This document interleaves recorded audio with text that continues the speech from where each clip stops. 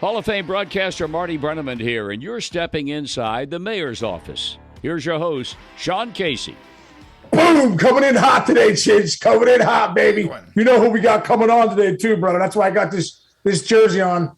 Number 5, Jeff Bagwell. Yes. Baggy's coming on to join us. It's going to be a great show, brother. How you doing, man? What's up with you this week? I'm good. I'm excited. But wait, when we left, you were going to REO Speedwagon. How was the show? Dude, I went to REO Speedwagon out in Greensburg, PA, bro. What a night. You know, a small little theater. And it was like turn back the clock, bro. 1980, it was like 1986 again. Like everyone's wearing like those whatever wash jeans. You know, they got the weird jeans. Like chicks with the just the hairspray everywhere. You know, dudes with the bad boilers. You know, the couple Iron City beers rolling. You know what I mean? It was like.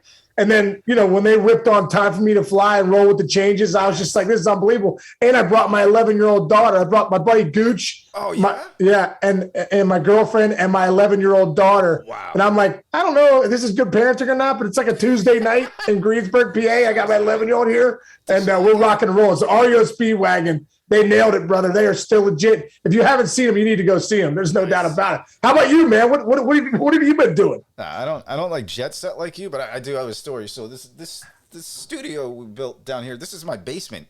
And when we built it up, my cat has never really hung out down here. So the other night, we leave the door open because he goes, I got these 2 windows, like floor windows that kind of go right out to the ground in my yard. So the other night, me and Jess are upstairs watching TV. And all of a sudden, my cat starts making this noise like I've never heard, like, oh my God. Like in movies. And Jess is like, what's happening? Is he sick? I run down here, and he's in the window, and there was another cat in my yard on the other side of the window just staring at my cat. And I don't know if the cat was in heat or what. But I come down here and I was like, Stu, cat's name is Stewie, like named after Stewie Griffin. And I'm like, Stu, what's happened? Cat looks at me, pulls up his claw, and just starts attacking the window. And just trying to pulls the screen off, and it's trying to jump through the little grate. Oh my God, I went postal. Kill the other cat. I'm trying to pull the cat down, and it's like scratch me like, man. It was like, you know, the cloud of smoke in a cartoon when Tom and Jerry. I was in a cloud of smoke. Scariest moment of my life. But anyway, the cat made it. The cat never. I said, did it get to it? Did it get through the window? No. Oh, thank God. I don't know who would win. It was a big black cat too, but thank God we haven't seen it since. So. Oh, dude, that's so great. Dude, you get the cats in heat too. I had a couple cats back in the day. You get a cat in heat, you're like, what the hell's going on here? Why is the cat humping the ground and going bananas and screeching? You know, what the hell's going on? So I know that mayhem that was happening there. So dude, I love it. REO Speedwagon, cats in heat, trying to fight other cats, screens down. Jeff Bagwell coming on. It's going to be great, dude. Before we get the bags, though, we got a word from our sponsor. Let's listen in. Ho, ho, ho, gentlemen. The holidays have come early this year as Manscaped have the gift that keeps on trimming. Santa's beard isn't so appealing when it's coming out of your trousers. And that's why Manscaped, the leaders in below-the-waist grooming, have you covered this holiday season. Now available in your country. Join the 4 million men worldwide who trust Manscaped to keep their trees trimmed and ornaments polished. Go to manscaped.com and use code THEMAYOR for 20% off plus shipping. I'll tell you what, I know this firsthand. If you want a great holiday gift for everybody, trust one of the hairiest guys going. I'll tell you what, I've had the Manscaped 1.0, 2.0, 3.0, the lawnmower, now the lawnmower 4.0. What a gift. This thing trims all parts of your body. It's sleek. The light goes on, which is great, so you can see it's waterproof.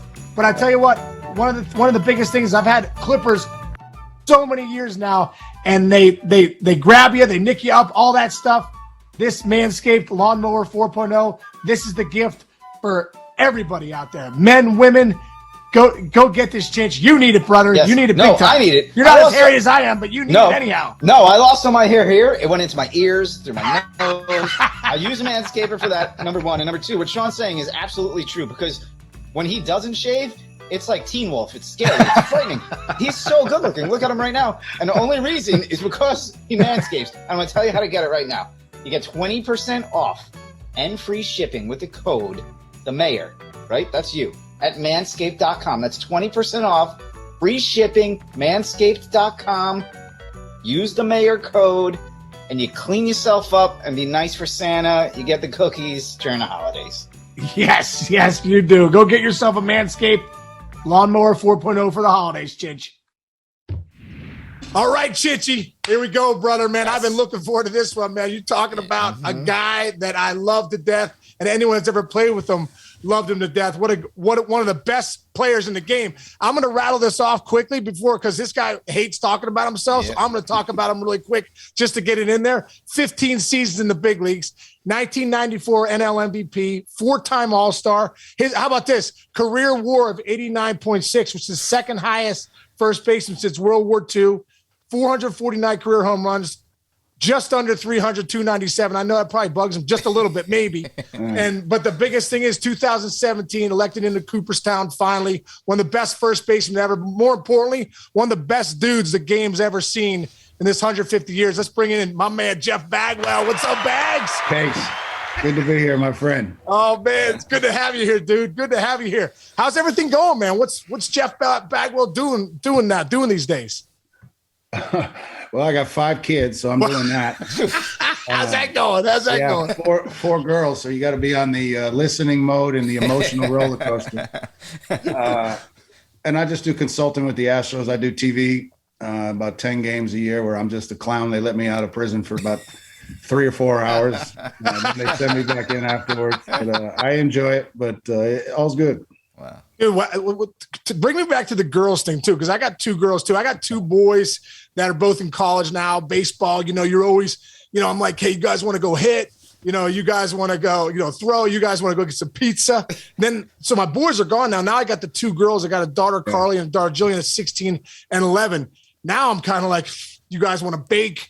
You guys want to let's watch like a fun show together. You know what I mean? Like, what do you talk to me a little bit about the girls things and Jeff Bagwell and also, I know you have 1 son too. So yeah, what's the that? The girls are, they're emotional roller coasters and it comes down to mostly their boyfriends. So generally I have to tell them what kind of creeps that we actually are, our mentality is very, very simple.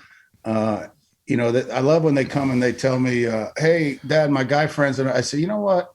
I said, there's no such thing as guy friends, okay? There really isn't. All they are is waiting for opportunities. So you can forget that stuff with guy friends.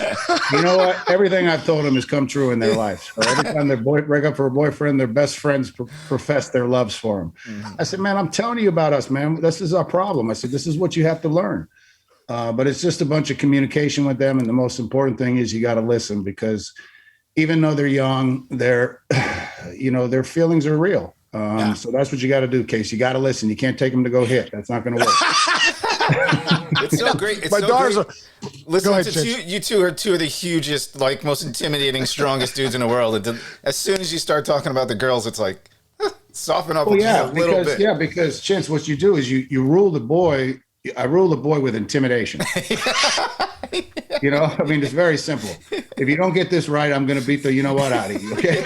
And so he gets that. It's easy for us. It's very simple stuff. With the girls, it's not. There's a lot more of sitting, listening to crying and emotions and stuff like that. But it's all good, man. It makes us all better people. No, it does. It is true, man. I have had to listen more with my daughters and understand them more, because sometimes as a guy, you're just like, let's just grind through it. You know what I mean? And they're like, exactly. I don't want to grind through it. I don't even know what you're talking about. You know what I mean? You can't do that. That's not going to work. That's not going to work. I promise you. It doesn't work. No. Hey, let's rewind it, Bags, a little bit and take it back. We're talking about your kids now, and 4 girls and a son, and going back to your youth growing up. You were an only child. I was.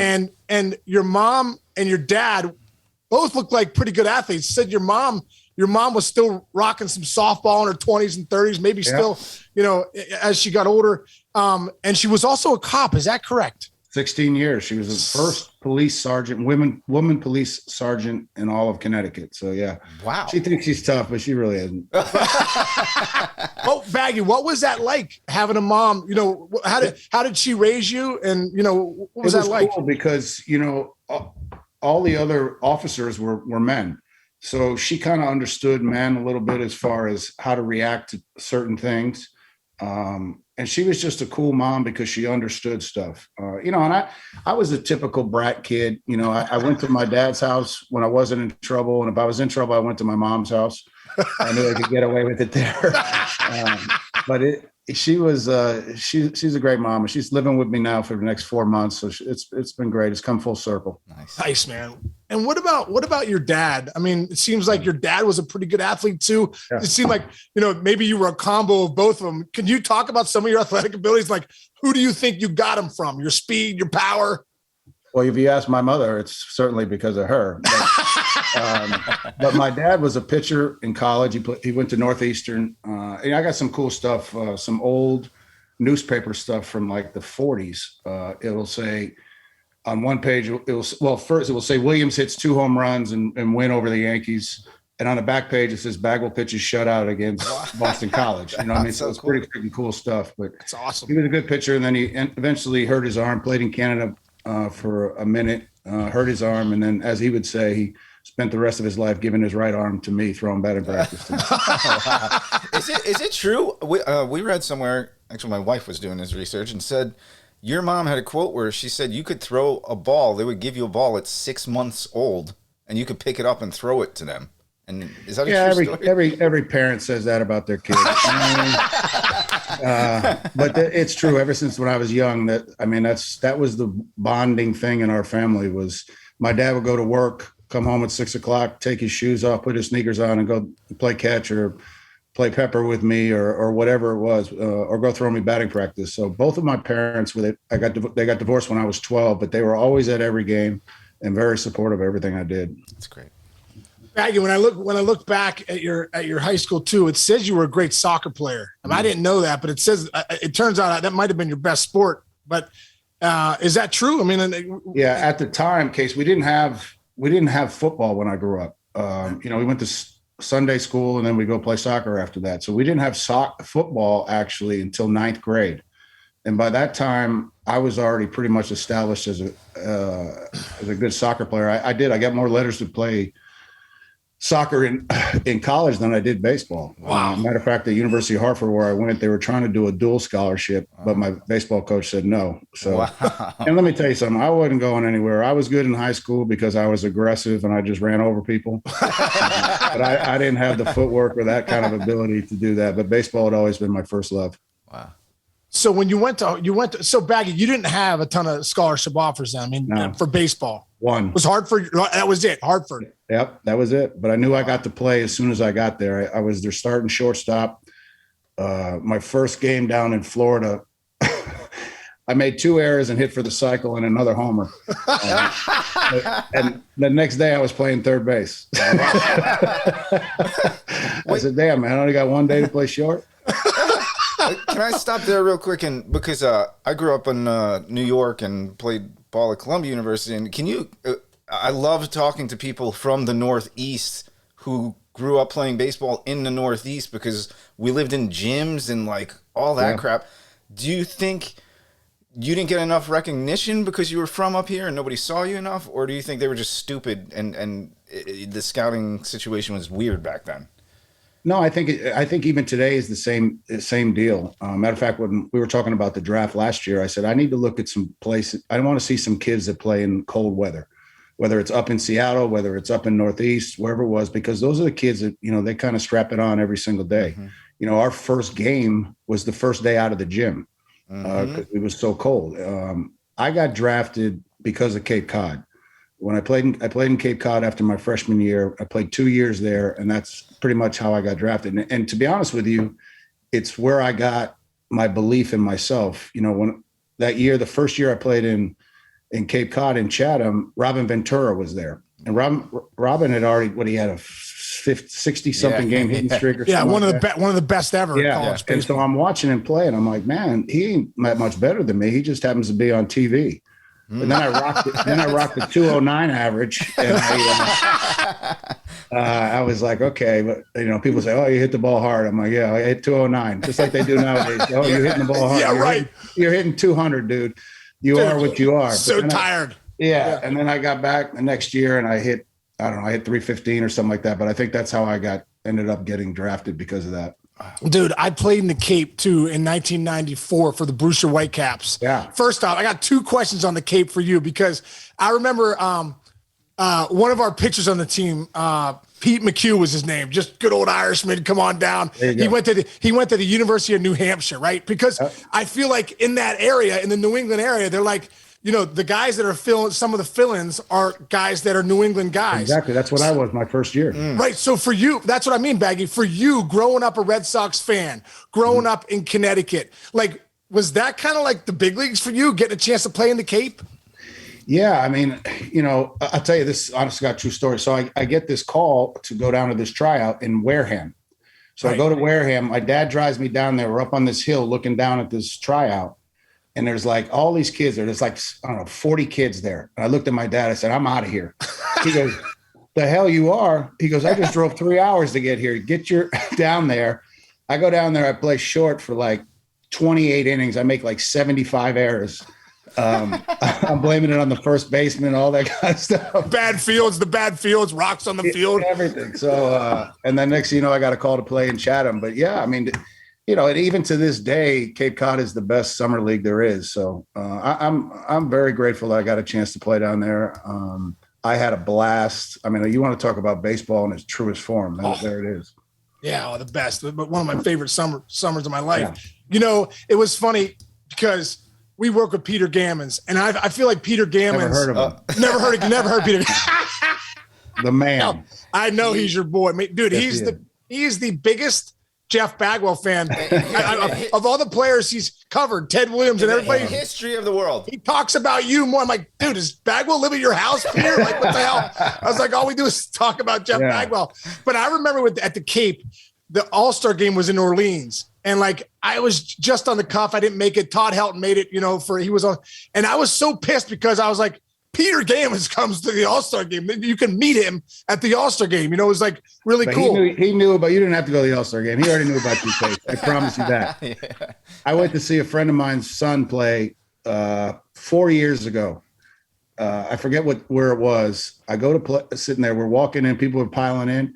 There's Peter sitting with the scouts behind home plate. I'm like, are you kidding me? What's Peter like? He's got to be almost 80, didn't he? Yeah. I walked over. I said, what are you doing here? He goes, what are you doing here? But yeah, he's phenomenal. Just a wealth of knowledge. And but I promise he knew who you were, Case. I hope so, man. I was like crushed. I'm like, I don't get to meet Peter Gammons. I'm absolutely devastated, Yeah. So Baggy, you dominated Hartford. You hit over 400 3 seasons. You end up 120 some ribbies. You set the record at the time for home runs. Player of the year twice. Then you get drafted by the Boston Red Sox, 4th round by the Boston Red Sox. Can you take us to that call of the draft? And man, what was that like for you? And what was that like for your family? Because you guys they were all Red Sox fans. And I know Red Sox fans are maniacs, so I'm sure your family are maniacs. And they still are Red Sox fans. So that day, I played in an all-star game in Fenway Park. So we left, me and my buddies left in a car. We went up to Boston, played in an all-star game at Fenway Park. And I knew the draft was at the time that it was going on. So I called my dad after the game. I said, you hear anything? He goes, no, I haven't heard anything yet. So I'm like, all right. So we get in the car. We get about 2 cases of beer. This is nice. This is not a good story, really. We're driving home. We drive home. I get to my house, and I have like a long driveway there, and there's cars lined up all the way down this driveway. I come to the top of the driveway that was paved. The rest of it, of course, was not paved. And then my dad comes out and he throws a Red Sox jersey at me. He says, you got drafted by the Red Sox. So it was the biggest days. All my family's crying, happy, can't believe it. And then making my way through the organization, which was only a year and a half. It was a big thrill for my family. Yeah. Well, for you too, looking at your stuff, you were a big Carl Yastrzemski fan. Yeah. Can you talk about that? Why were you such a Yaz fan, and what was it about his game that you wanted to model yourself after? I think Yaz, he grinded. You know what I mean? He wasn't the biggest guy in the world. He changed his stance, the way he held his hands almost every other game, just trying to figure it out. And he was the best player on the team when I was real young. And he just, I don't know, he just was one of those guys that grinded. And I just really appreciated the effort that he gave and how he was never satisfied. Yeah. God, ain't that the truth? It's fun. It's fun to watch Mike too with the Giants. You almost feel like there's that like grinder mentality. Like he's back. You know what I mean? Yeah, exactly right. He does. He grinds it out there too. He grinds it out there too. Yeah.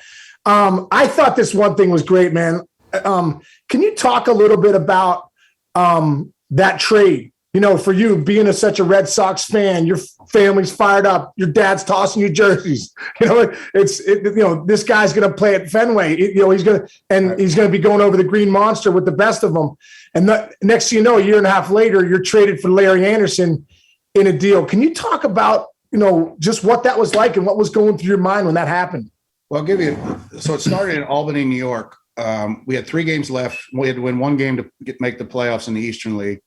We're taking batting practice, and Butch Hobson was my manager, who used to play third base for the Red Sox. Yeah. Just probably my favorite manager of all time, because I've never seen anybody that cared so much. Like he'd be coaching third base, and I'd be pulling off something like usual, and he'd be like, "Get your shoulder in there, I'm freaking trying, man." But he always was such a big fan, and he's throwing BP.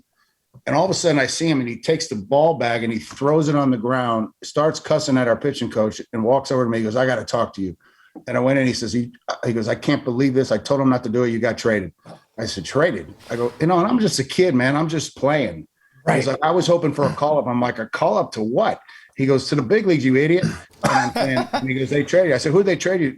He goes, "Larry Anderson. He's a relief pitcher and all that." I go, "Damn." I said, "Where am I going?" He goes, "Houston." I said, "Houston?" Oh my God. I'm like, where is Houston? I think all I knew was Nolan Ryan, horses, tumbleweeds and stuff like that. I'm like, which is totally not what Houston is. But I just thought it was like crazy. It's kind of like the business thing. Then my dad drove up and picked me up. And I don't know how he knew this, because obviously there was no social media back in 1989 or 90, excuse me. And he's like, "Cam hit 247 last year. I think you got a shot." I said, "Damn." I said, "I'm hitting 330 right now." I said, "I can hit 247. And then I got to spring training, and I played third base, and I'm watching Cammy. Cammy's like 48 for 10. He's got it's like 3 hits in 1 at bat every game. My dad looked at me, he goes, "Well, Tucson's not that bad." And then see you later. Yeah, and then 10 days left in spring training, they said, "Hey, you can play third base in AAA, or you can play first base in the big leagues." And me being not the smartest guy in the world can figure that one out. Right. So Bob Robertson came to me, and we went on a 10-day crash course to play first base, and there you go. Wow. Man. How was that? How was that adjustment for you? Obviously, you were a third baseman. Yeah.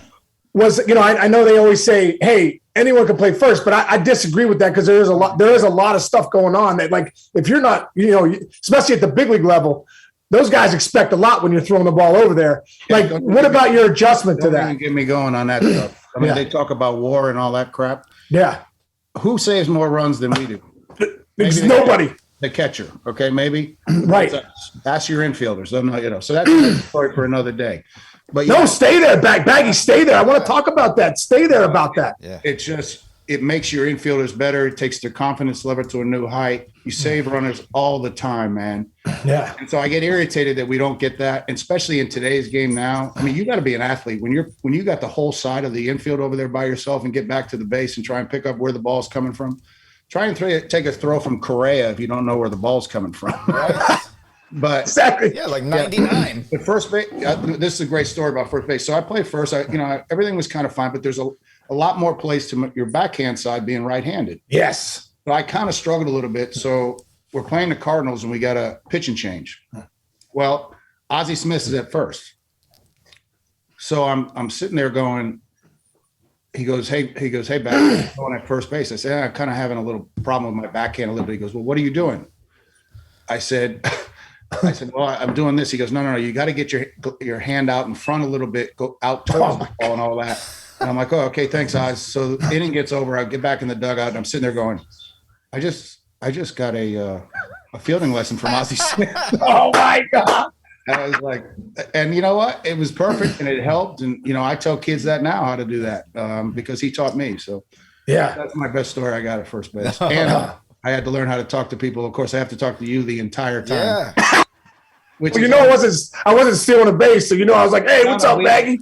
Yeah, but you're the most positive guy in the entire world. Yeah, but wait a minute. I'm 0 for 5 with 5 punch outs, and you're like, "Man, you look good." So I'm like, I said, "You out of your mind?"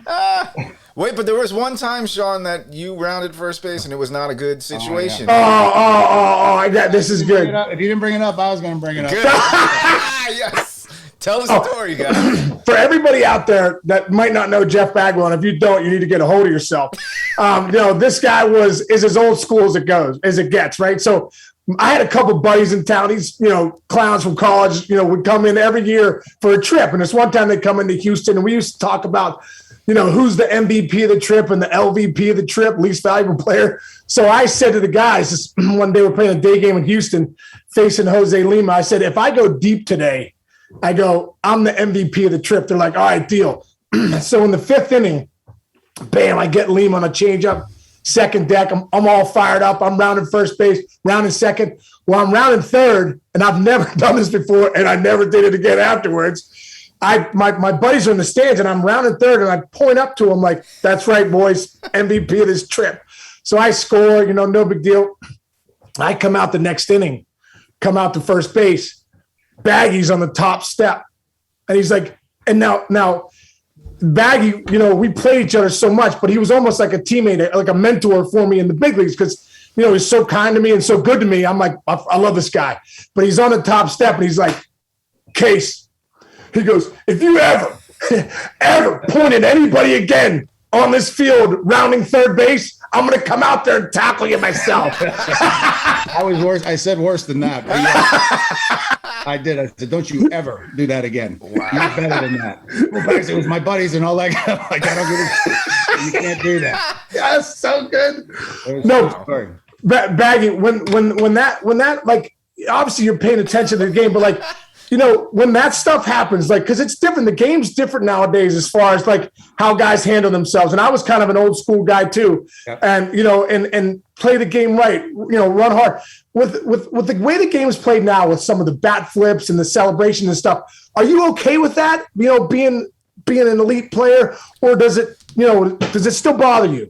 It still bothers me sometimes. I think a lot changed for me in 2017 when I watched us play the Dodgers, and it was kind of basically a bat flip show for the entire 7 games, which was one of the greatest things I've ever seen. Like Game 5 was incredible, and I was kind of like, I guess these guys just don't care about that stuff anymore. So I was kind of all right. But my biggest problem now, Case, honestly, is my biggest thing in life and in baseball. Just give me effort and give me good attitude and effort. That's the only thing that I'm asking for. That's the only 2 things that you can control. I don't want guys hitting pop-ups and not getting to first base. Yeah. Touch first base, do something. I mean, little stuff like that. I think it's important. If it's not important to your teammates, how about the kids that are in the stands? And, the bat flips and all that.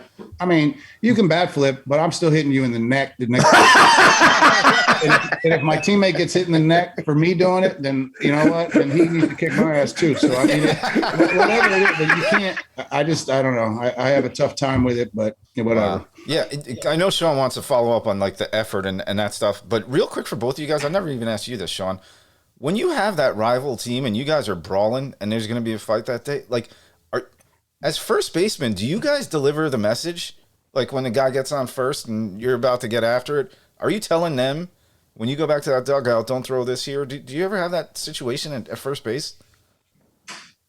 No, I think everybody knows what the situation calls for. If somebody needs to get hit in the back, everybody knows it. It just depends on when it's going to happen. Right. I'm going to tell you one quick story about this because it's about the Cincinnati Reds. So Reggie Sanders' first year, we're playing the Reds, and we fought literally with the Reds every single day. I mean, it was nonstop. Our coaches would fight everybody. So everybody's involved. Pete Harnisch gives up a home run to somebody, and he drills Reggie Sanders in the back. And I look, and Glenn Bragg is coming out of the dugout. Who's a monster. Monster. He used to break bats. He'd swing and miss, and his bat would hit his back and break the bat. And he came out of the dugout, and when Cincinnati was and where I am, I'm the only one between him and Harnish. Oh my God. I'm going, oh my God. So I tackle his legs, and I get his legs, I get him to the ground, and he kind of dish rags me. And then all of a sudden I get pulled out, and it's Tim Belcher and Hatch. And Hatch goes, Baggy, what are you doing? You're going to get killed in here. I said, what am I supposed to do, man? He's going to kill my pitcher. But I mean, you know what's going to happen. Something like that, you give up the homer and you hit somebody in the back, something's going to happen, especially with the Reds. But you know, you just don't see it as much anymore. But you see a few teams, Pittsburgh, because they pitch in, people can't handle it, which drives me insane. Like a ball's, an inch up and an inch off the plate, and guys are staring out at the mound. Yeah, I mean, try that to Roger Clemens. See what happens to you. So you think I'm throwing at you? Let me show you how I'm throwing. I want to make it clear. They've taken that out of the game now. They don't let guys do it anymore. Managers don't know how to handle it because you're going to get suspended for 8 games. And if you're a reliever, that's a big deal for a team. For a starter, you're just missing a day or two. But with a reliever, especially if you get towards the end of the season, you start worrying about playoffs and all that kind of stuff. It's just a different game the way it's played. Yeah. Major League Baseball is, I don't know. I don't care if I get in trouble. It's kind of ruining it. Yeah. Let the players take care of the game. They'll take care of it. It's fine. We got this thing at second base where you can't even slide into the second. I mean, it's a joke. It's a video game. I don't know. But that's my soapbox on that. I think people the question being is, when there's supposed to be something that's supposed to take place. It's just the unfortunate thing now is even when it's warranted, it's not done. Yeah. Yeah. Well, I think love it. I think, nowadays umpires get involved too quickly. Hey, warnings. The guy just threw a 2-seamer up and in. It wasn't like trying to get him. Warnings. Slider. Yeah. Backup slider. Anything close is, next thing you know, guys are, okay, now it's, if I throw it too far in, I'm the starting pitcher. I'm getting run in the third. Right. It definitely, those rules, it definitely becomes different. Listen to Major League Baseball, which MLB Network with you guys. Listen to Pedro talk. Right. Pedro doesn't tell you about hitting you once. He says, I'm going to hit him twice. I know. And he's not lying. And think about you guys, too, 300 hitters. If you guys had those warnings back in the day, that's a 4 for 4, right? Or 3 for 3 and 2 walks. Oh, it helped. It probably helped a little bit for guys pitching in. Oh, God. I mean, let me tell you something. You take away the inside part of the plate, I mean, and then they don't get more than nose hair outside. Yeah. I mean, come on, man. I love that. I mean, we used to have guys, Jerry Lane. He'd come in, you knew he got 4 inches on the outside corner.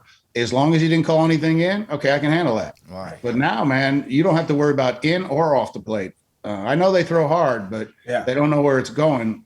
And generally, it's right down the middle of the plate, and guys have caught up to the velocity. So, which they will. I don't care how hard you throw. Eventually, catch up to it. Baggy, what about you? You have, the stance that you had. You were also on top of the dish, right? Like, first off, I want to talk a little hitting with you first, just about your stance. I always admired you. You were the first guy I saw that could step backwards and then hit a ball 470 in the gap. Like, how the hell is this guy? I have enough problems going forward and hitting a ball 380. This guy's going backwards and hitting 480. So, dude, like, how did the stance come about, and like, how were you were able to be so successful with it? Well, remember I talked about earlier about Yaz changing his stance all the time. I used to do the same thing. I never felt comfortable. I tried to hit like Don Mattingly, which is almost sacrilegious because he's a Yankee, but he's such a good hitter. So I started with that, kind of crouching a little, kind of moving down and all that. And then in 1993 or 4, the beginning of 3 or 4, I'm in San Diego. And, back then I asked for Tony Gwynn to sign me a bat to Jeff, whatever. Right. And so he signs me a bat. It says, to Jeff, keep the same stance, Tony Gwynn. And I went, damn. I said, he's watching. And then I went, okay, let me think what Tony does. Okay, he spreads out a little bit, and he's doing that to keep his head straight. Yeah, I'm going to try that. So somehow, some way, I came up with that. And it started out not as wide as it did towards the end. And I could always tell in pictures. I said, this picture, I can't hit it all because I'm spread out from here to the other side of the room. If I'm closer together, I'm seeing the ball a lot better. But I'm just trying to get in there with the ball. I'm just trying to tip some stuff, Case, so I can. If I didn't have walks, I'd be hit 220. And that's how it all started. And the stepping back thing, man, that is, I remember Dwight Evans asked me that. He was a hitting coach for the Rockies for a little bit. He says, how do you do that? I said, I don't think about it. It just happens. But basically, and the same thing, Case, we talk about, I'm trying to keep my head as still as possible and just rotate on my hips, but using all of my legs. You know, all this other stuff here and all that, that's all show stuff. Right. You know, that's beach stuff. I said, all your power is from the bottom of your breast kind of to your kneecaps. That's where all your power is. And that's where I have to use mine to get all mine. But dude, another thing though, you had electric hands. And I talk to my kids all the time. I say, listen, if you swing, I swing a 34, 32. 32 ounces is 2 pounds. When in your life are you walking into the weight room and muscling a 2-pound weight? You never are, right? Okay. So I almost think like, you know, that barrel is a lever. Like your body throws the barrel. But you, Baggy, one thing when you watch you hit, man, you would say you could have turned around a guy with a bazooka. If a guy had a bazooka, bam, 245 miles an hour. I almost feel like Jeff Bagwell could have turned it around. Were you thinking about your hands, or was it more about your rotation? I think, to be honest with you, Case, I wasn't thinking about anything like that. Yeah. You know, that kind of stuff is an off season or other stuff. Wow. When I got older, I tried to see my hands used to drop. And if you watch, there's some tapes that I have. I mean, my barrel was almost pointed in the other dugout. That was on a breaking ball. If it was a hard fastball, they didn't go as far. So I would spend the entire offseason just taking flips when I got older, just trying to limit the amount my hands dropped. But as soon as I got in the damn gang, it did whatever it was going to do. Yeah. I like what you said about that. When do you ever muscle a 2-pound weight? Never. You know, and you got to use your hand. We always talk about use your hands, use your hands, use your hands. All I'm trying to do is get my hands set in the right spot to get to the barrel, to the ball as hard as I can and as fast as I can. And some of it, I mean, Case, you know this, man. You can either hit or you can't hit. I mean, that's just it. If you're a 220 hitter, I ain't going to make you 300 hitter, I promise you. By the time you get to the big leagues, it ain't going to happen. It ain't happening. And generally, back then, if you hit 220, you weren't in the big leagues very long. Now you can get about $15 million. Yeah. No, seriously, what do you think about that? I feel the same way. I'm like, when we were playing, you hit 240, 250. You're like back to AAA. Now you can hit 205 with 35, and you're getting paid 20 with a good OPS. Like, this is how I feel, Baggy. You know, I can't stand when people say, hey, batting average doesn't matter. No, I disagree, because batting average tells me I'm hitting good pitching. Batting average tells me that I'm consistent. I show up every night. I come to the post and I produce. And I also think if you go and look, especially some of these Astro teams, you go look up and down that lineup, you're seeing a lot of 300 hitters. And what do they hit? They hit good pitching. They hit 8th, 9th inning, setup guy, closer. They hit the 1-2 starters, and they don't strike out. Can what's your opinion on all that? All you got to do is go back and look at the last 5 years World Series champions or the people that are in there. They strike out the least, and they're on base the most, which is part of batting average. Your batting average, if your batting average is 300, what is yours, Case? 302. Right. So 302, you add some walks, around 360, 370, 380, something like that. That's productive, because we can get on base no matter what every day. Right. Most guys, a lot of guys now, if you run a whole bunch of guys out there that strike out up between 160 and 200 times, you can't win like that. You can't. Right. And all the teams in the last 5 years are the teams that have high on base percentage, which is average and walks, and don't strike out the most. And that's the blueprint for a winning team, I think. Yeah. No, I agree. I totally agree. That's kind of been the point I make too. Like, listen, the swing and miss teams, they're out of the playoff. They might get to the postseason, but the good pitching is going to be great pitching beats great hitting every time. And unfortunately, Case, and this is a fact, is analytics and has ruined the game, not because they have taught players to look that stupid thing of launch angle. Yeah. Exit velocity is great, but I can roll over a whole bunch of balls to shortstop at 94 miles an hour. Okay. So I'm not hitting the ball where I'm supposed to be hitting it, but it's still a hard hit ball. Right. I don't buy into that. And so they have made it where, like you said, Case, you can hit 220 with 35 and drive in 70, and you make $15 million a year. Yeah. Well, what do? You hit 220, but what do you do with those other 500 at bats? Yeah. You strike out. I mean, what is that productive for a team? You can't do it. So that whole theory of that's why I know they talk about the shift, and I know you're left-handed, so you hate the shift as a lefty when you had that hole your whole life. So I don't feel bad for any of y'all. Right. But There's a lot of money in that hole, Bag. A lot of money in that hole. I understand. So, but the situation is, if you can't make an adjustment and be a complete hitter, I'm moving my entire infield over there. Show me something different. Do you think they move everybody over there on Mookie Betts? Or guys that can hit, really hit? No, they're exactly where they were for 150 years.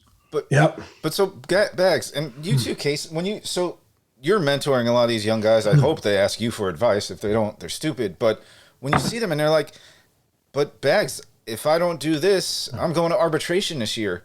I have to do it this way. What do you tell that kid, that 27-year-old who's saying, if I don't do it this way, I'm not going to get paid? Okay, I got a great story for you, and I tell everybody I talk to, in case you're going to love this too. Love it. So some guy named Albert Pujols in 2001 comes up. Heard of him.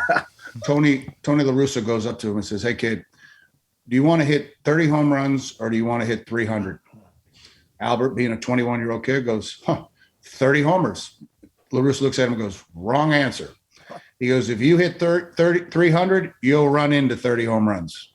Wow. So that's, and think about it. Love it. What I talked about, what do you do with the extra 530 at bats? You hit 300, you'll run into 30.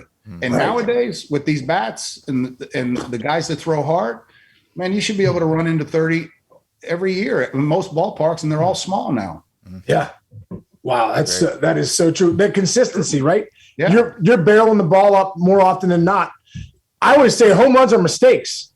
It might be something. I catch that a little out front on a slider, a little out front on a slider. Maybe a changeup hangs and I'm on fastball, but I catch a little out front. that goes that way. Well, if I'm consistently hitting the ball hard on a bunch of different pitches, I'm going to just happen. I'm going to run into it. People talk about, I remember, I'll say George Springer asked in spring training one day, we're facing Scherzer. He goes, I'm looking slider. I said, really? You're going to look for his best freaking pitch, which is a slider?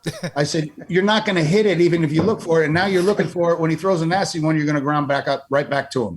Right. I said, the only thing that you want to do is you hit the bad breaking ball is how we make our money. We don't hit the good ones. Nobody hits the good ones. You're not supposed to hit the good ones. Nobody. So you hit off the fastball. And that's the one thing that I don't understand what guys do now. Analytics has gotten so in their head that they don't hit off a fastball. Fastball is the straightest pitch. They don't know where it's going. So generally, you're probably going to get one right in the middle of the plate if they don't call it in. Hit off the fastball and hit the bad breaking ball. It's very simple. Hard to do, but very simple. Dude, I was the same way. Hunt the fastball. And I think you have such good eye-hand. If you're at the big league level, you have elite eye-hand coordination. And I always felt like, man, anything up that's rolling, my eyes are going to say, okay, I'm on the fastball. Oh, wow, I see the hump and it's coming out over the plate, or that slider that's not biting, the cutter that stays over the plate. Like, I think guys don't give themselves enough credit for, like, I couldn't be a guest hitter. Like, I don't think there's not many of them. Chipper Jones, Manny Ramirez, they might have talked about being guest hitters. I don't think there's a ton of guys that could have done that and been very successful. I call it, you know what? It's funny, Case. You're a guest hitter. You're a guest hitter when you make outs, and you anticipate when you hit homers. You know what I'm saying? He's going to throw me a breaking ball, and you get a bad one, and you hit it out. Right. It's a good one, and then you miss, and they say, "Oh, he was guessing." Right. So true. So true. So you got to hit. If you hit off the fastball, you can hit anything. Right. I can't get beat by somebody's fastball. That makes no sense to me. No. Yeah. Exactly. Oh man, I love that stuff. Baggy, also too, I want to get in them because obviously you and I know, especially to play every day and the ups and downs, and you're failing 70% of the time, and sometimes you feel like total crap most of the time. You're just trying to figure it out. Can you talk about your mindset at the plate? Like, when you take me through the process of Jeff Bagwell's mindset at the plate. When you got in the box, bam, 0-0 count. You're facing a guy like Randy Johnson, whoever. What are you thinking about at the plate? Well, as we just talked about, I'm thinking about, I got to get a fastball here. Okay. And things change throughout my career. Things have changed. I literally changed my stance in 2000 to close it off a little bit because nobody pitched in. I said, I can reach right field. I can pull the breaking ball and go to right field and it worked. You hit 310 with 47 and 100 It worked. and 132 RBIs that year. That shit works. That shit works. But the thing what I was always thinking about is hit a fastball. But you know as well as I do, Case, there are days that you get in there. There's a few. There's the real low ones where you go, please get me out of here as quick as possible so I don't embarrass myself or my family. Yes. And then there's other times where you're walking a home plate going, oh my God, you were in so much trouble. You know, the guy before you with men on second and third strikes out and then it's only one out and you're like, oh, these are mine. You know, those kind of, but at the end of the day, and this is what I try and teach the young kid, talk to the young kids, compete. Okay. Compete in there. Don't give up. Compete, do something to get on base, whatever it is, foul off pitches that you might not do. If you stay on the fastball, you got a chance to compete. Don't give up. George Springer used to give up. And then I watched George, and George's, in case I was not this guy, he'd strike out 3 times in a game, come up in the 9th and hit a 3-run homer to win. I mean, I got 4 punch outs coming. I mean, I only did it once, but I got 4 coming. Yeah. And so you just never know what can happen. So if you just continue to compete, that's all we're trying to do. And, you know, in the game, like you said, Case, it's so hard and you fail so much. The times you feel great, but there could be a chance, man. If you just get in there and do it and you post every single day, I might hit one between my hands and go over the pitcher's head or something like that. Right. I get a knock. You know what I mean? Yes. And they talk about, they always talk about now hard-hitted balls, all that. I said, I'll take the flare over the first baseman's head for 2 ribbies over anything. I'll take that 32 mile an hour exit velocity. I'm looking for knocks. Right. So true. Yeah. So true. I want to go back now and talk about a little bit the culture there in Houston that you guys had. Because, man, playing against you guys a lot, you could feel it. You know, it was tangible. You know, especially, you know, the Killer Bees or whatever. You know, I know there was a million of them, even the Jeff Berries and the freaking Derek Bells and Berkmans, Bregmans. They're freaking everywhere now. You and Biggio started it. But can you talk about that culture of you and Biggio, especially you two guys? Because, man, Biggio could play the game hard too. What it was like playing with Biggio, and also that culture that you guys really, when you guys were there, the Astros that were you started what's happening now for that organization. Well, we talked about attitude and effort, right? So that's one thing that Craig and I would give you every single day, and expected that out of every single one of our teammates. And if it wasn't, you were going to get a talking to, and that wasn't going to happen. When you walk through the door, your ego or whoever you are, we're here to win a baseball game. That's a little bit of the difference in nowadays. Everybody's having fun and all that. Right. Back then, it was more business-like at 7:05. You know, It was fun up until 7:05, and then at 10:05, then it was fun again. Right. But it was game on. And, you know, we took the extra bases. We put pressure on defense, and we just grinded every single day, and we expected every single one of us to do it. That's how we played the game. If you were an outfielder and a base hit to center field and you went to one knee to stop it, I'm going third. Right in your face. You can't get up and throw me out. You can't. Right. Just little things like that I think that we did to put pressure on defenses, and that we were going to grind it out every single day. That was the way that we played the game of baseball. And to me, man, that's the only way you play, man. This is a fun game and you make some money and all that, but man, this was a job, and our job was to win and to get to playoffs and see what can happen. Can you talk about that, Bags, as far as like, dude, I think there's only 2 players to do it twice, 40 homers, 30 bags. And I believe it's you and Bonds. You stole over 200 bases in your career. Like, you were fast. You know, but I know you love that part of your game. Can you just talk about that, being a complete player? You weren't just a great hitter; you were really a complete player. Like, how did that develop for you? Well, I think this is a lost thing, Case. I think base running is an attitude. Okay, you know, we can get to first base and we can talk and all that and say hello, but my job is not done until there's 3 outs or I score a freaking run. Right. And my job is to get to third base as quick as I can, so I can help out my teammates. We score a run, they can get an easy sac fly, ground ball, make it feel good about their day. Just kind of keep trying to go. And it's just an attitude of pushing the envelope every time I get on first base or in the box, going first, you know, home to second, or I didn't hit many triples, but doing that kind of stuff is just to put pressure. It's just an attitude. The stolen bases, I stole a lot of bases, I thought, later in games when pitchers were more concerned about what was going on at home plate, because pitchers get nervous, they come in, and generally relievers can be a little bit longer to home plate than starters, but not all the time. But what helped me a ton, Casey, and you know this, at first base, you can tell when a guy's coming to first base. He changes his posture every single time he does it. No doubt. I mean, it's so easy to see. If I used to look in at the catcher and see his signs, and then finally they got word of that, so they started to close that up a little bit. So then you just look at the posture of a pitcher, and I tell people that, and they kind of look at me cross-eyed. I said, just look at the way he looks uncomfortable, because that's what he's going to throw over to first. That's why people would throw over to first, and I'd be standing there. Wow. And I'm like, amazing. dude, you can't see that. Baggy, did you feel like too? I know as a first baseman, this is the difference between you and me. All the reps of looking at guys pick over that we had from the first base perspective, I could always tell when guys were picking over. But the difference between you and me was, I know he's not picking over, but I'm going to get thrown out if I take off, so I'm going to stay right here. That was not my feeling. If he was over 1-4, I got a shot. If he was a 1-9, I was like, I got to stay too. I don't think I can make that. I got to take a chance.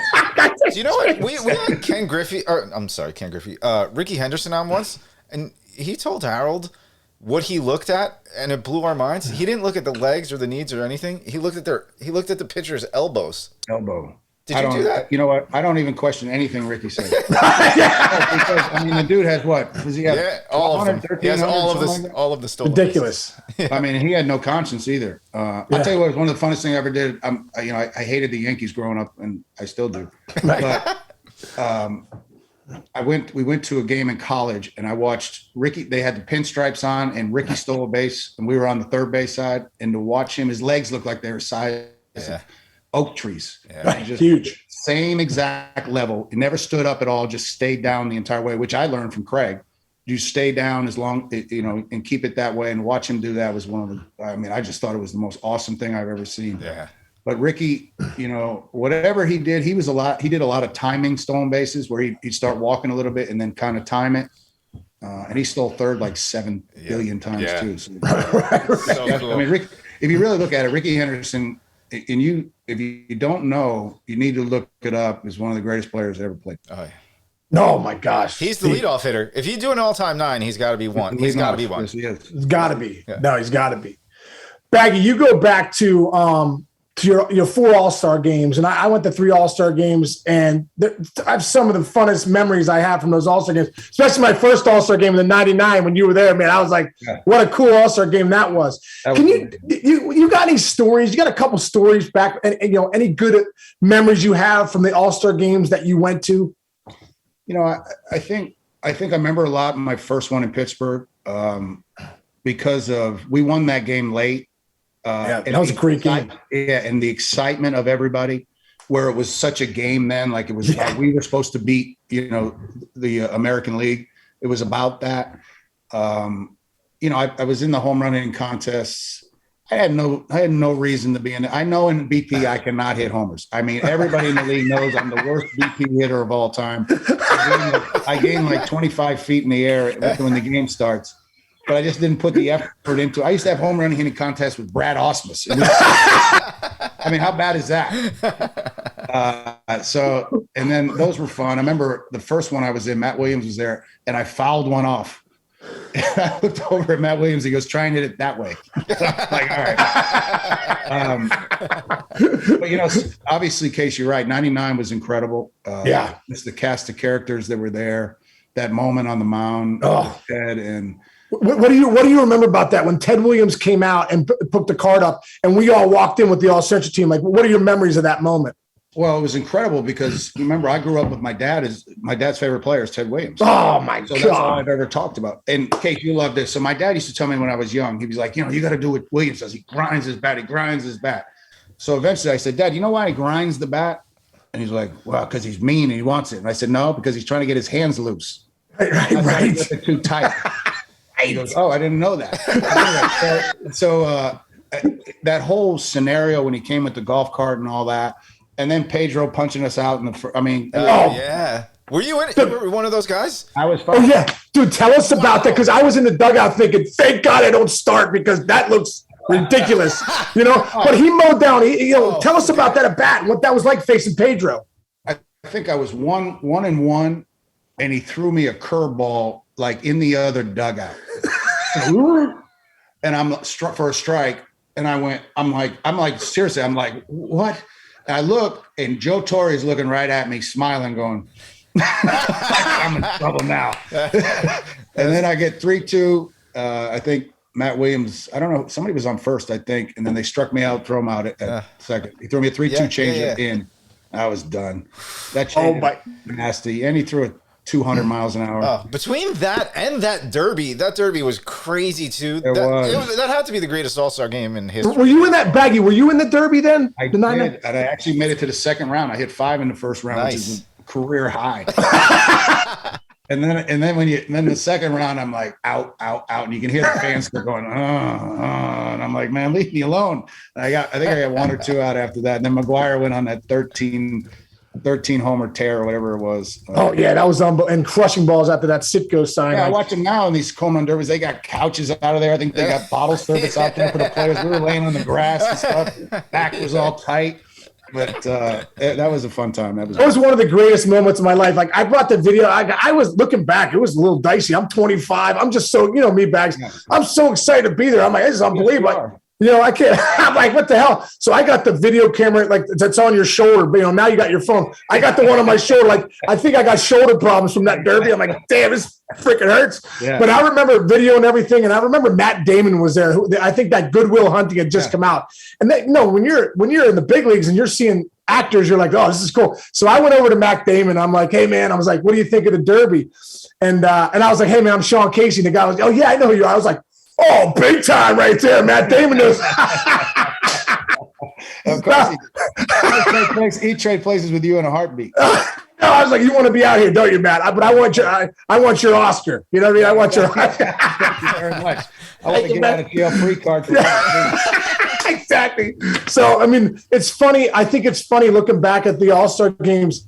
Like you said, Baggy, you're on the mound. You got Ted Williams there, your dad's favorite. There's so many different stories, especially that one. And that little side story of meeting Matt Damon. Like, there's so many things happen at those derbies and that All-Star game. I believe in '99. Just for me, looking at, I think it might be the best in baseball history to have been there. If you love baseball and the history of baseball, the only other one probably was that one. It might have been the year the Reggie hit that home run off the lights where they had 22 Hall of Famers or something playing. Oh, right. Yes. Detroit. Like that. Detroit. Yeah, that's what it was at Detroit. But the one that we played in, I mean, if you love baseball and the essence of baseball, when you have the best players that ever played that are still living, you have Fenway Park and Ted Williams. I don't think it gets much better than that. No. I want to fast forward a little bit to just some of the great Astro teams you were on, especially there were so many good teams, but that 04 team for me, man, you guys were loaded. Like I just remember the staff. I think it was Clemens, Pettit, Oswalt, right? And was it Lidge, Dotel, Wagner in the pen? That was 2001. I don't know if we had Wags. Wags wasn't there. Wags was in Philly. Yeah, we had Lidge. But Lidge was still – I remember facing Lidge one time, bro, and only you can appreciate this because guys that hadn't faced Brad Lidge, especially when he was with the Astros, I remember he threw me 3 sliders, bro. I swung and missed, and swung and missed. I remember turning to Osmus, and Osmus started laughing like – and I turned to him. I was like, they suck on it, Os. Can't believe – like, that's nasty. Like, no one's hitting that stuff right there. Hey, I was in a spring training game the first time Liriano came up with the Twins. Oh yeah. Filthy. He's throwing 99 with a 93 mile an hour slide and a split changeup. And I struck out. I walk back, and there's like 80 people in the freaking dugout, because it's spring training. I go, hey man, that guy's better than me. He's just better than me. There ain't nothing you can do about it. Some of those at bats case like Lidge, you just gotta go. And his slider went straight down. It wasn't even like a true slider. It looked like a split finger. Yes, it was. It acted like a split finger. Yeah. But you guys had so many. Go ahead. Great. The only team that I think competes with that was our '98 team. when we had Randy Johnson. Oh, We had, right. I mean, I always sit on the back of the bus and I'm looking down the bus going to the playoffs and I'm like, damn. I said, we got Randy, Moises Alou, Bish, Carl Everett. You got Mike Hampton. You got Shane Reynolds. right. That's right. And I'm like, dude, if we get to the Yankees with our left-handed pitchers, we got a shot. And they're thinking the Yankees team, they're thinking they're the greatest team of all time, which they could be. Right. But I'm like, I want a shot at them. We got Kevin Brown twice in 3 games. That's right. San Diego. That's right. Oh, yeah. When he was throwing 107-mile-an-hour bowling balls up there. Yeah. Unbelievable. Nasty. What was that? That Randy Johnson was one of the most unbelievable halves of a baseball season a pitcher's ever had. What was that like for you guys? It was awesome. Matter of fact, we talked about it earlier, Case, at the Clark Bar. I'm at the Clark Bar at about, I don't know, getting close to midnight, and I'm just getting going, Right. Game just ended, a couple pops in. Like, hey, man, you got to call me if something's going on. He calls me at like 11:58. He goes, hey, man, we might get Randy and Roger. Oh, my goodness. So at like 12:15, he calls me, and the deadline's 12. At 12:15, he goes, we got Randy Johnson. I went, you got to be kidding me. Wow. I come out, I go, freaking drinks for everybody. I bought drinks for everybody. He showed up the next day. He shows up, and he doesn't even have the uniform that fits right yet. He's 6'10", and he comes in, he doesn't say anything to anybody, barely. Walks out in Pittsburgh, it's just a straight walkout. There's no stairs or nothing like that. Right. And he turns around and he goes, let's go, and he starts like, damn. I said, let's go. Let's go. And he just dominated, man. It was freaking awesome. Yeah, he done. I remember, dude. I remember in 98. It was towards the end of the year. And Jack McKeon's like, "Hey, I'm not going to play against tough lefties." And I remember Randy Johnson was pitching that day, and I didn't play. And I remember the next day I played, and you're like, "Hey, what's going on, bro? You ducking lefties? You ducking the tough lefties?" I'm like, "Hey, man, this guy's all over me." Freaking, I'm pointing at buddies. I'm sitting against Randy Johnson. This guy's all over my ass. You know what I mean? No, come on, get in there. Take your punishment like a man. I never walked away from freaking Kevin Brown. I hate nowadays they tell you, "Oh, that's a left on left." I'm like, left on left. Try freaking Kevin Brown for 5 different freaking times up there. I don't know. Just fuel, absolute fuel. You get 2-0 and you think you got him, and then he drops down and he throws 94-mile-an-hour bowling balls off my shin. And then finishes me off with a 4-seam 98. I'm like, oh, man. I know, man. Oh, man, in his prime, that was different. That was different. Yeah. It was unbelievable. But those teams, there's 2 guys that I think of because when I look at Cooperstown, I say, I don't know, at least. Okay. Oh my gosh, 100% Jeff Kent. Like, I can't believe Jeff Kent is not in the Hall of Fame. And for Jeff Kent, come on, bro, you saw it firsthand. As clutch as they come. Game on the line, Jeff Kent up, you're losing. If we were the Reds, we're losing. Jeff Kent's up. It pisses me off, Case. The dude's got 1,500 RBIs. He's got the most home runs out of any second baseman. People give me this, his second base. I said, listen, I played with him. He caught everything at him. I said, He turned a great double play. I said, he might not freaking have Bish's range. Right. But let me tell you something. He hit everybody. It didn't matter. Everybody. Moises Alou and Lance Berkman were the best hitters I've ever played with. Right. And all 3 of those guys hit great pitching. And JK and Moises, they go 4 for 4 with a homer and fucking 4 ribbies. Right. They come up with their 5th time and line out, and they take their helmet and smash it into the bat rack. And I'm like, damn, man. Like, that was stupid. I'm like, wait, man, you got 4 knocks, man. You need to learn how to walk. Jeff Kent for 9 straight seasons, 8 out of the 9 seasons, he had well over 100 RBIs. And the one year he didn't, he had 93. I mean, Jeff Kent should 9 years be in the Hall of Fame. And and you know what? I've seen him with the media, and I've laughed at watching him. Brad Osmus and I we'd laugh so hard at watching him with the media. You can say what you want. He's a great teammate. I love Jeff Kent, and both him and I think you're going to say Billy Wagner too. Is a Hall of Famer. He dominated people. Come on, man. I billion. When you're playing against guys, and when Billy Wagner, dude, guy's a Hall of Famer. I don't care what anyone says. You want to do the analytics. Guy was dominant. He was. I remember I had a chance I DH'd in Kansas City, and I watched him. I was DHing, so I watched him from the the dugout. And I mean, that thing's coming out at where this table length is at 100. I don't just right from his ear like he was a catcher. Yeah, I'm like, damn. I mean, he should be in the Hall of Fame too, and so should JK. I think it's ridiculous. Maybe they're not great at talking to the media. Yeah. But what do you do on the field? And you were dominant. And they've only Jeff Kent won an MVP with Barry Bonds on the team. Exactly. How hard how hard that is to do? I mean, the guy has 7 of them. So true. Yeah. So true. The other guy in that group, and I don't know if the home runs aren't what they should be. I don't know, but like I just know, bro, those teams playing against Lance Berkman. Oh. I'm like, that's different. He's a switch hitter, and if his numbers as a switch hitter right up there with some of the Mantle, Chipper Jones, then Lance is in there in the top 5. I don't know, Baggy. The criteria, like when I look at Edgar Martinez's numbers and I compare them to Berkey's, boy, I want to say Berkey playing a position, playing center field, playing first base. I don't know. For me, I think Lance Berkman's a Hall of Famer. 100%. If you look at if you're going to do that with Edgar, who's great, right. Hitter, get me wrong, right. Great hitter. Lance played left field. He could play center for a little bit. He played first base and a good first base. And let me tell you something. Lance can freaking hit. As a matter of fact, I'm almost positive you were playing first at home, and I'm there, and Lance continues to foul off heaters inside. And I looked at you and I said, he's doing this purposely. And you're like, what are you talking about? What are you talking about? I said, he's just waiting for an off-speed pitch because he can't hit the fastball in. He can't. Right.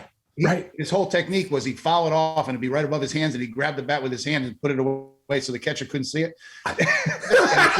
He threw him a freaking changeup, and he hit a bullet to left. And I got to second base, and I looked at you. I go, I told you.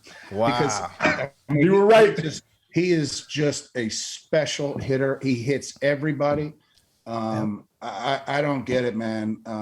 Maybe that's a Houston thing. I don't know. Not a sign stealing thing, but Houston, as far as not the biggest market in the world, which actually it is, but he is well deserving of that. And Moises, if Moises didn't get hurt, he'd be in there too. Yeah. Dude, Moises is a little part of the deal is you got to have longevity. Yeah. But these 3 dudes, man, they're the best hitters I've ever played with. Yeah. Oh, dude, Alou too. How he could just have his hands here and boom. It was like there was no load. He would just unload, and like that. Those lineups you have, dude. Now that you're talking, I'm like, oh my god, Alou, you and Bish and Berkey. I mean, you guys were loaded. It was unbelievable. Yeah, I know. But unbelievable. Alou's career average 1 point higher than yours. 303. Who? Moises 303 career. Dude, way better player than I was. Got raked. That's nobody to be. That's 302 is 302. Don't get yourself caught in anything more than that. 302 is legit. Baggy, I appreciate it, brother. It's legit. Coming from you, that means a lot. What about the 2005 team? And you finally make it to the World Series, and obviously you ran into a little bit of buzzsaw. The White Sox had a good club. I think that series was a lot closer. I know you guys ended up getting swept. Or was it 5 games or? 4 games, 6. Four games, but yes, but it was like so close, right? The games were close, and I know towards the end, Baggy, like, you hurt your shoulder, and I know it was so frustrating for you because you're such a grinder and you played through the pain. And, can you just talk about that last year, your last hit was a hit in the World Series and you finally got there, but the shoulder kind of put you on the shelf where it was time to hang it up. You're right, Casey. It was kind of a bittersweet deal. Excited, happy for Bish, happy for the city. I mean, to be honest with you, that team does not compare to the 2014. What we had in 2004 with some guy named Carlos Beltran, which is probably I've never seen anybody do everything like that. And I hit third, he hit second. Right. And I got to watch that. I remember there's a video of me walking up to home plate after Carlos probably hit his 4th home run in 4 games. And you can see me talking to Matheny, and I'm going, this is ridiculous. But, getting that 2014 was such a good team. Stuff happens. Yeah. But 2005, we were really not that great of a team. We had good pitching. We had a healthy Roger, healthy Andy, healthy Andy Pettit, with Lidge at the end of the game. Posednik hits a home run. The only home run he hit all year was a game winner against us in game 2. Right. Lidge. Yeah. It just wasn't meant to be. Right. But to get there was really cool. But for me personally, my mind's there, but my body's not there, and I can't be on the field, and I don't want to DH. I did that and whatever. It was cool, but kind of bittersweet. But it was a start, and it was a big moment for the Houston Astros. Yeah, no, it definitely was. Definitely was. Baggy, a couple years later, and I always think about this because I've been asked to be a hitting coach before, like in the last few years, a couple guys have called, and I just, with the kids at home and the grind of the year, I'm not ready to do it. Maybe one day I will be when my kids are gone, but you did it, bro. You came back and made in 2010, I believe. At least you did it for a half a year but then can you talk about that for you being as good of a player as you are? What was it like being a hitting coach in the big leagues? So they fired our hitting coach, halfway through the year, and they said they didn't know what to do. So they said, "Hey, man, would you do this?" I said, "Yeah, I'll do it for 2.5 months." So I go down there, and it's funny, it was kind of like it was kind of before the analytic. It was definitely before the analytic rise. They have sheets of paper and they'd have videos and all that, but no, we didn't have any iPads in the dugout and stuff like that. And, went over some tapes and all that. And they give me these sheets of paper of these pictures. And they come in the game and I'm sitting there, I'm flipping through the page and they got like 3 things, something like that. And I got Hunter Pence leaning over the thing. Go, what does he got? I go, hey, man. I said, I don't know. I said, look, go check him out. Watch him warm up. With 2 seams, he's got a 2-seamer. He goes like this. It's a curveball. And see what kind of changeup he is. And go get him. So, and then Hunter would come into this cage, and Hunter was 100% all the time. There was no in between, no getting ready like that. First swing was 100%. And I'd be, Hunter, you're going to end up hurting yourself doing this kind of stuff. So he'd come in the cage, he'd take 5 swings. Dave Clark used to throw, because my shoulder was so bad, I couldn't even flip. Right. So wow. Clarky used to flip for me. Hunter would come in and take 5 swings. Ooh, swing like this, right? I go, okay, man, you're done. And he goes, what? I go, you're done. He goes, I just got started. I go, no, you're done. We're not throwing another pitch. He's like, what are you talking about? I go, you can't get any better than that. I said, if you're going to keep doing this, you're going to get tired, then you're going to get lazy, and then you're going to get frustrated. I said, get out of the cage. And he'd be like, and he'd storm out of the cage. Because I wouldn't let Clarky, and he's not going to say anything to Clarky. Clarky would kill him. But I enjoyed it. You know what, Case, the funnest thing that ever happened to me during that, we had a kid named Sanchez that was our shortstop. He's hitting about 240, 250. And I'm watching him, and I go, Sanchi, I said, move your hands back this much. Okay? He moves his hands back this. He hits like 320 the rest of the year. He'd look at me, and I'd look at him. I said, back. And he'd move him back. And the smile on his face was the most gratifying thing that I ever did in the coaching. Besides being a coach and being with my coaches who I loved. Right. Watching a young man be successful on just a little thing was just, it was so gratifying, and I enjoyed it. But then they asked me to do it again. I said no. Because why'd you say no? Why? Same reason you just brought up, because I don't want to be away from my family. Because as a coach, you're away just as much as a player, and you're at the ballpark longer. And I didn't, it was not the right time for me to do that. Yeah, forget about it, because they wouldn't have any idea what to do with me. They'd be like, this guy doesn't look at the numbers enough. But although he's one of the greatest hitters ever, he doesn't do the BABIP and the WAR. If we went through a slump Case, I would lock the video room. I would lock all the iPads in there and say, you're going to figure this out on your own today. I love it, figure dude. It out, man. It's true. Compete, man. Compete. Yeah, let's go. Let's get it on. Exactly. All right, Baggy. 2010, you were the hitting coach. All right, that's cool. But a couple years later, bro, after your 7th time on the ballot, which is a joke, that's a whole other story. 2017, you finally get the call to Cooperstown. Yeah. And for me, bro, being such a big fan of yours, dude, and so many guys that played against you, played with you, teammates that loved you, we were all like, finally, this guy is getting his just due. Can you take us through that?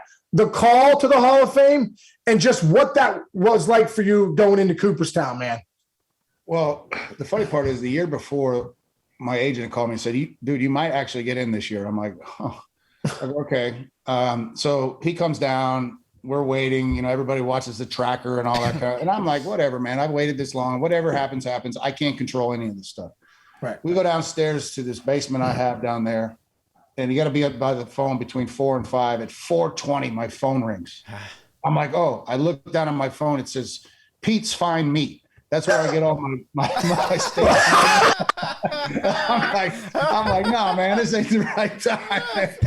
So, anyway, it's a true story.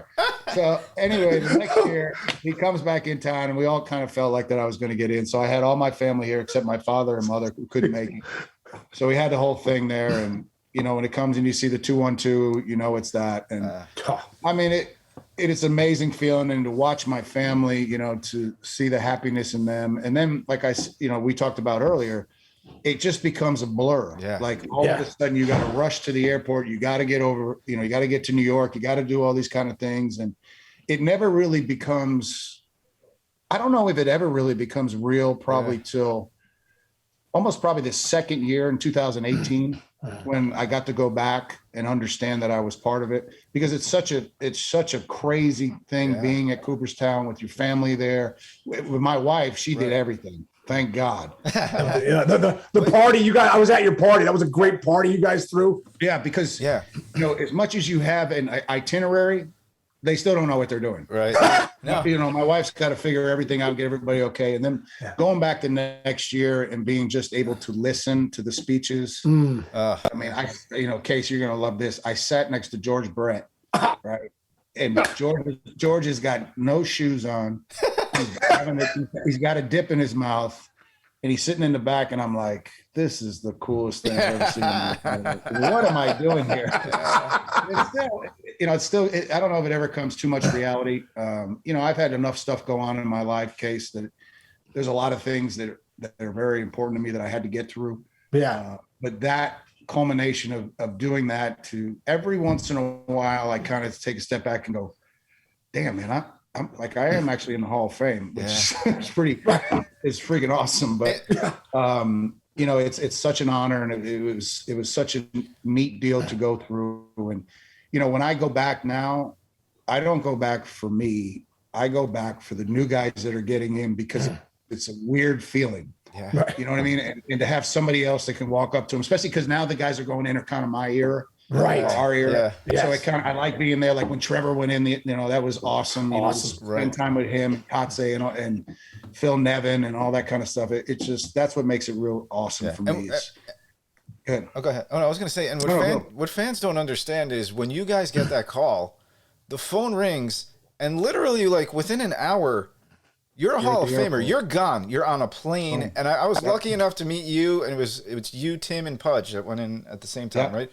And I remember meeting you, and you turned to me and you go, I have no idea what's going on right now, because you said, you go, I haven't slept in like 2 days, and I'm here at this network, and you said, I love it. I love every minute of it. Like it was cool, and I love Pudge and Tim are awesome.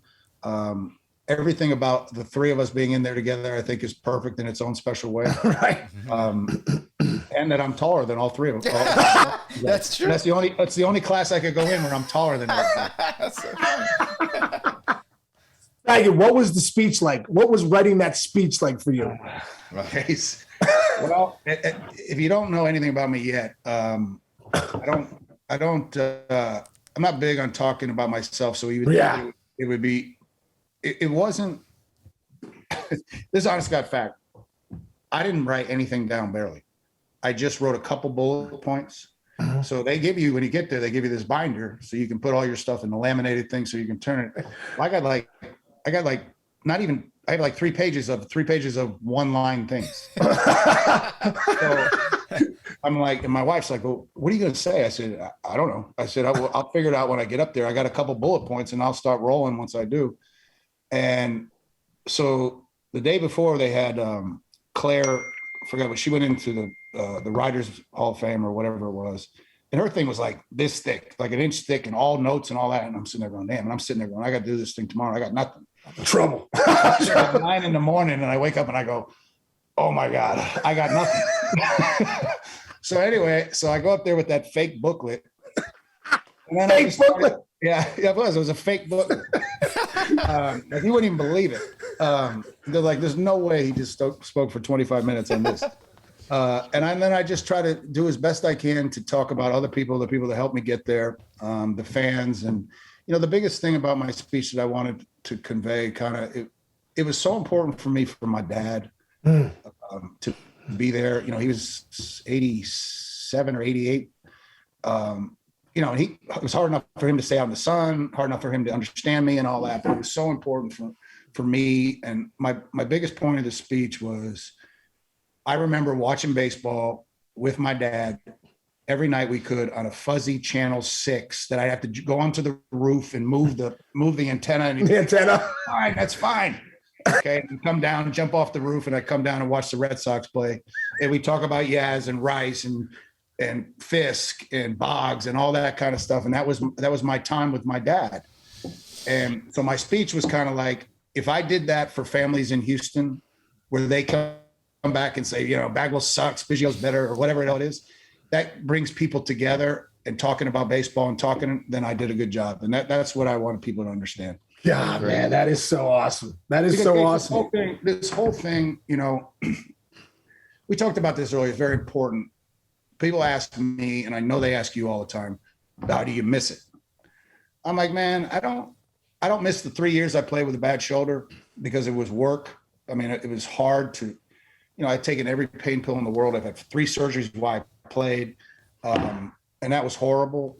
But the relationships that I've made in this game, our relationship, relationships with Barry Larkin, your teammate. I mean, guys like that, and the guys like Craig and Moises. I mean, the relationships I've made in this game with people I would have never had a chance to from Killingworth, Connecticut. That's what I miss. I miss hanging out. I miss that kind of stuff. I miss going to the Clark bar. I miss, hey, Bags, what goes on in Houston? What's a good steak? Stuff like that. The little stuff like that. That's what I miss about the game. It's not actually the playing of the game. Yeah. It's just the memories of the people and still the relationships I have with people. That's what, I'm trying to relay in my Hall of Fame speech, from our clubhouse guys to our traveling secretary, to the people I play with, the teammates I've had for a long time. That's what I try to convey in that. And I did the best I could. I wish I could do it over again. I'd probably be better, but at the moment with that circus, I did the best I could. Baggy, man, you did it great. I was there, bro, and you nailed it. And it's so cool. Yeah, and you're right, dude. You're right. Like, I think when you're done playing that same question, you just say, I have the same feeling, man. I miss the flights. I miss the bus rides. I miss the jokes. The games were stressful at times. You're trying to, but you miss the guys and those relationships. And like I said, Baggy, to this day, here we are years later, talking about things like, because of the relationship we developed. It's just, It's cool, man. What does your jersey say? Your jersey's signed, right? The fans have not seen that yet, Sean. Oh yeah, well, Bag signed this, and on the back, I said, hey, could you sign to my sons? At the time, they were like 3 and 2, and he put, to the Casey boys, all my best. P.S. If you ever play baseball, don't do what your dad does in the box with that crazy stuff in his stance. That's exactly right. Once they go back and see everything, those guys have already seen you play, so they know what I'm talking about. Lifting my back leg, I was a mess. Baggy, dude, we end this up with a couple things here. We do. Who did you own and who owned you? I guess only because people ask me these questions all the time. Brian Hickerson, who was a lefty from San Francisco. I think I'm like 10 for 13 with like 4 homers, 3, I don't know, something crazy. And the story about this is, so Mark Portugal used to be my teammate, and then he went to San Francisco. So he knew that Hickerson couldn't get me out. So Porch pulls a hammy on the mound playing for San Francisco, and I'm coming up to home plate, and there's a man on second and third, and here comes Hickerson out, and he's like getting carried off the field, and he sees Hickerson comes in. He goes, "No, do not let him come in," because he knew it. And I think we hit a double off the freaking wall, and he got those earned runs. God, it's so crazy. That's a true story. And you'll know this too, Case. Scott Sullivan. Oh my, that's right. You owned Sullivan. He owned you. No, he owned you. That's right. He owned you. Sully owned you. That's right. 24. That's right. Oh my goodness. Well, dude, I didn't strike out like 20 times. And I mean, no offense, but he wasn't like nasty. No, I couldn't do anything. And I'm like, and they were like, "Oh, you should bunt." I said, "I ain't going out like that." And so I kept running. I mean, I'd watch Dusty when he went as the Reds. He in the seventh or eighth inning, I'd be sitting there, and he's right there. I can see him in the bullpen, and Durker's going, there he is. And I'm like, yeah, I know he's there, right there. I got him this time. And Dusty's looking at me. He's laughing with his toothpick going up and down. So I took my punishment like a man, but I didn't get any hits. I know that. Oh, dude, Sully was tough on a lot of guys. Dropped down. He had a little two-seamer in. Like, No, but come on, man. but guys didn't hit him. Guys didn't hit him. It's not going to make me feel any better, Case. Don't worry about it. I mean, I want to say Pedro or something. Dude, same way, like when I go back through it, I'm like, oh yeah, I owned, some pretty good pitchers. Then Steve Klein dominated me. Like Klein or just sinker, slider. Like it was like so frustrating. I'm like, I even know what's coming and I can't hit this guy. He just and inside out something, break my bats. Yeah, one time I can't bloop one somewhere. It's like, you gotta be kidding me, Just ownership. The last thing we do, Baggy, is the thing called 9 and 90. It's just a couple questions, fun questions. I'll answer them first. You answer them second, and then we're rolling. Got it. Okay, go ahead, Chinch. Hall of Fame baseball broadcaster Marty Brenneman here. It's time for 9 in 90, the most ridiculous segment in all of sports. All right, here we go. I'm excited about this. You guys hear me okay? All right, ready? First one's pretty quick and simple. Sean, Boston seafood or Texas barbecue? You know what? I'm probably more of a barbecue guy, like sloppy, like it's just I have to wear a bib kind of thing. So Texas barbecue. All right. What do you got, Jeff? Boston seafood. We don't get seafood like that down here. Yeah. We got It's plenty of fresh. barbecue. When I go to Boston, we enjoy that very much. The clam chowder, Lobster rolls, everything. Yeah. Beautiful. Okay, next one. Other than Jeff Bagwell, which of these is the best Jeff? Goldblum, Bridges, Jeff Daniels, or Jeff Foxworthy, Sean? Is Jeff Daniels that guy in Dumb and Dumber? Yes. I like him because he's Dumb and Dumber guy. Okay. What about you? That's fair. I like Foxworthy. He's funny. He makes. Yeah. I like redneck jokes. Here's your sign. Here's your sign. Exactly. I like that. That's right. Here's your sign. Here's your sign. You can use that at home too. Yes. Get the hell out of here. Like the guy in your Hall of Fame case to give you this sign. Great. All right, next one. This is a great question to ask Jeff Bagwell. No, don't be sorry. That was great. That was funny. The nicest guy in the world. They gave him a finger. I can't believe this. Good on you too, Pedro. All right, Case, if you were attacked by a swarm of killer bees, would you run and scream or fight back?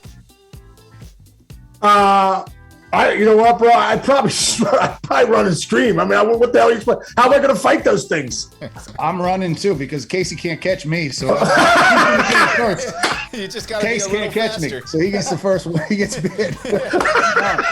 I'm gone. I've done the killer, not the killer bees, but those yellow jackets when I was a kid. They're no fun, man. No fun. What Baggy? What happened? I don't know. I was walking in a creek and I stepped on a log and it freaking was a swarm of them come. They had to throw me in a bathtub and get them out.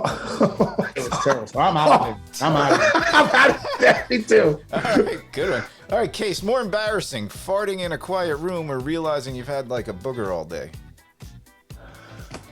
You know what? This happened to me recently. COVID hit. I was meeting my dad at Mass. He's just grinding. He's in there, and I just had something bad, like for morning, like a couple eggs that were like, I think they were wrong. And I'm like, it's real quiet. It's COVID. Everyone's kind of nervous. They're all in the church and the priest is going in. He's like, Lord, hear our prayer. He's got the homily going, whatever. Next thing you know, I'm like, I feel like a bad boiler coming, and I'm just like, when you get the bad boiler, it's it's gonna be a big fart too, but you're like, battle against the wood. Yeah, I'm just grinding to hold it in, Baggy, like, oh my god, and when we're standing 6 feet apart, everyone's 6 feet apart, nervous, so I'm like holding it back.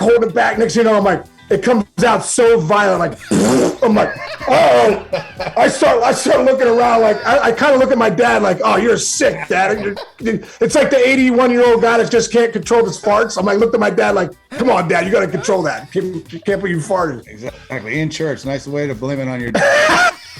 No, Yeah, that when you well, I'm 53 now. There's a possibility that could happen. So that's just part of it, man. You don't know now, older, man. You just know. You start walking and with you. It's not pretty, but damn. So good. We got so much more out of that question than I thought we would. Yeah. That's wonderful. Okay, next one. More annoying, Sean. More annoying. People playing Christmas music before December, or people still saying Happy New Year in March? Oh, I mean, obviously the people saying Happy New Year in March, I think, because I don't mind Christmas music close to Christmas. No, me neither. I'm with you on that case. All right, good. There we go. Okay. Never eat food again, Sean. Never eat your favorite food again, or never watch TV again. Probably never eat my favorite food because I could grind through some bad food, but I gotta watch a couple shows here and there. You know what I mean? Right. Yeah, I'm with Case on that. Let me tell you something. Nowadays, I just eat to eat. It's not even that enjoyable anymore. It's so true. It's so true. You're trying to avoid the massive farts nowadays. You know what I mean? Perfect. Okay. 3 more. All right, you have to cut one of these sports from your life forever. Can't watch it or play it ever again. Which do you give up? Soccer, basketball, baseball, or football? That's easy. You know what? Probably soccer. I just don't know enough about it. You know what I mean? There's no problem. Probably You know it's soccer. I know it's soccer. I love soccer. You know it's soccer. Don't even 100%. 100% soccer. Okay, good. 2 more. Sean, is it okay for men to take bubble baths? Yes or no? You know what? I think so. At this age, at 47, when I got I don't feel too good, bad back or something, bam, I'm in a bubble bath, and I don't care what anyone thinks with some spa music on. Damn. All right. Only with my wife. That's it.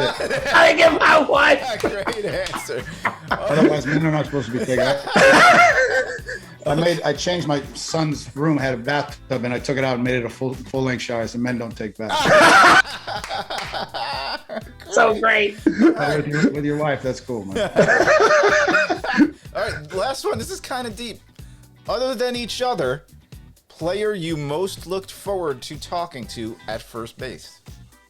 You know what? It's one of Baggy's teammates. Lance Berkman was a guy, he wasn't going anywhere, and we used to get good conversations in, and Berkey was always funny, with a couple different stories, so I looked forward to him coming.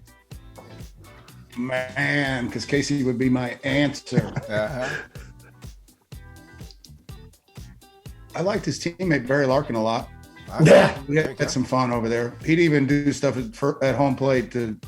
We go back and forth at home plate, so I enjoyed Lark a lot. Just a couple Hall of Famers hanging out together. A couple Hall of Famers hanging out, man. Oh, the time, man. Well, good job, fellas. You did it. Yeah. Baggy, man, I can't thank you enough for coming on, dude. This has been so fun and such an enjoyable time. And I'm going down memory lane, man. We appreciate it, brother. I'll talk to you here soon, and cheers to you, brother, down there in Houston. If run into the boys, tell them I said hello. I will, brother. Okay, Baggy. Thank you, man. See you, brother. Bye. That was awesome, man. That was awesome. I'm gonna wear my Bagwell jersey too because I don't know. It's just awesome. I just love Jeff Bagwell, dude. The greatest. You saw how great he is. Yeah. One of the most humble dudes ever. Yeah. And young people out there, if you don't know enough about him, just go to his baseball reference page.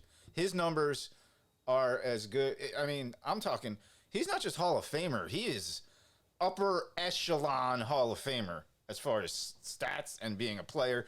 And 162 like 90 times. Yeah, dude.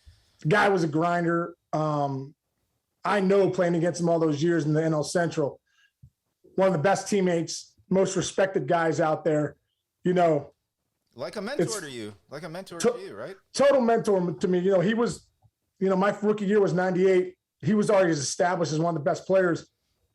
Was just so kind to me, dude. You don't have to be, because him and Biggio were a little intimidating. They were kind of grinder guys coming at you. They were coming for blood every night.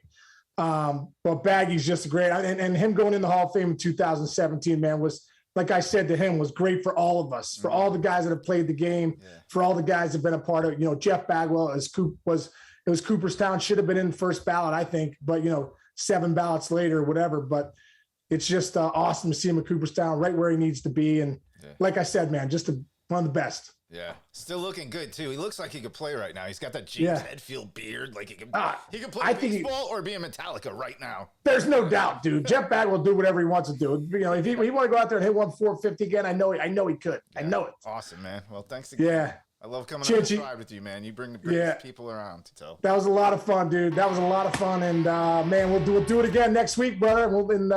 Just want to say to everyone out there, thanks for listening to us. We're truly grateful for that. Keep coming along with the ride because we think, these interviews are unbelievable. Hearing from these guys, especially, a guy like Jeff Bagwell. So you go download us, subscribe, right? Hit subscribe, download us. YouTube, everywhere. We're everywhere now. Everywhere. Yeah, and come join us in the mayor's office, guys. Until next time, we'll see you next week. All right, Chinch. Love you, my man. Love you. See you, brother. Yep.